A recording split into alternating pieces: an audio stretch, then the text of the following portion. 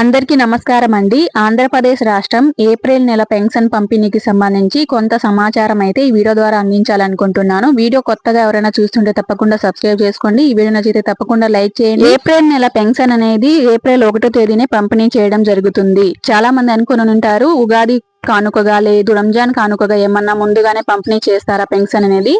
So అలా ఏం లేదండి. పెన్షన్ అనేది ఏప్రిల్ 1వ తేదీ పంపిణీ చేయడం జరుగుతుంది. ఒకవేళ 1వ తేదీ ఆదివారం లేదు సెలవు దినం ఏదైనా వచ్చినట్లయితే అలాంటి సందర్భాల్లోనే ఒక రోజు ముందుగా పెన్షన్ అనేది పంపిణీ చేస్తారు తప్ప మిగతా అన్ని రోజుల్లో 1వ తేదీనే పెన్షన్ అనేది పంపిణీ చేయడం జరుగుతుంది. ఏప్రిల్ 1వ తేదీ సచివాలయ సిబ్బంది మీ ఇంటి దగ్గరికి వచ్చి 7 గంటల నుంచి పెన్షన్ అనేది పంపిణీ చేయడం జరుగుతుంది. రాష్ట్ర వ్యాప్తంగా 15,000, 10,000, 6,000 పెన్షన్ తీసుకుంటున్న డిజేబుల్ పెన్షన్ కి సంబంధించి కొన్ని చోట్ల వెరిఫికేషన్ అయితే పూర్తయింది. అలాంటి వాటిలో కొన్ని బోగస్ పెన్షన్స్ గా గుర్తించబడి ఉంటాయి కదా. అలాంటి పెన్షన్స్ కూడా ఇప్పుడు ఈ నెల తీసేసే అవకాశం ఉందా, లేదు ముందులాగే నార్మల్ గా 6,000, 10,000, 15,000 ఇచ్చే అవకాశం ఉందా అనేసి చాలా మందికి డౌట్ ఉంటది.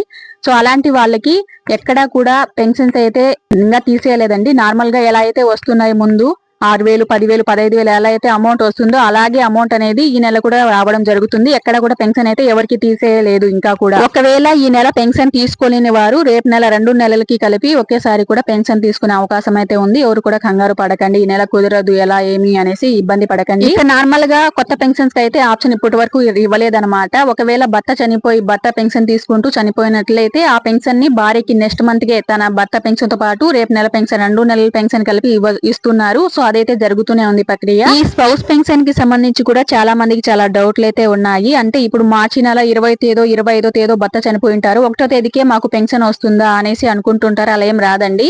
మీరు చనిపోయినట్లుగా 1వ తేదీ వెల్ఫేర్ అసిస్టెంట్ గారికి చెప్పి, మీ సచివాలయ పరిధిలో వెల్ఫేర్ అసిస్టెంట్ ఉంటారు కదా వాళ్ళకి చెప్పి ఇలా చనిపోయారని డెత్ సర్టిఫికేట్ వాళ్ళకి స్పౌస్ పెన్షన్ కి వాళ్ళైతే అప్లై చేస్తారు. సో అలా అప్లై చేసిన తర్వాత నెక్స్ట్ మంత్ అంటే మే నెల, ఏప్రిల్ తర్వాత మే నెల వస్తుంది కదా, మే నెలకి మీకు 2 నెలలు ఏప్రిల్ అలాగే మే నెలకి 2 నెలలు కలిపి మీకు పెన్షన్ అయితే భార్యకి ఎవరైతే భర్త చనిపోయి భార్య ఉంటారో ఆమెకైతే డబ్బులు అనేది ఇవ్వడం జరుగుతుంది. సో ఏప్రిల్ 1వ తేదీకి మీకు పెన్షన్ అనేది రాదనమాట. సో ఇది స్పౌస్ పెన్షన్ కి సంబంధించి.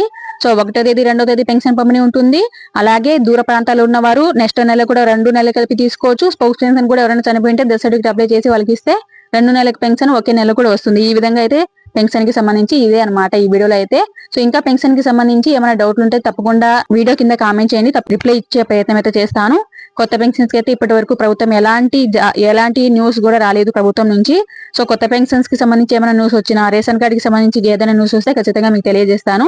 సో ఇది వాళ్ళ వీడియో. ఈ వీడియో నచ్చితే తప్పకుండా లైక్ ఇవ్వండి, మీ ఫ్రెండ్స్ అండ్ ఫ్యామిలీకి తప్పకుండా షేర్ చేయండి. థ్యాంక్ యూ సో మచ్ ఇప్పటివరకు వీడియో చూసినందుకు.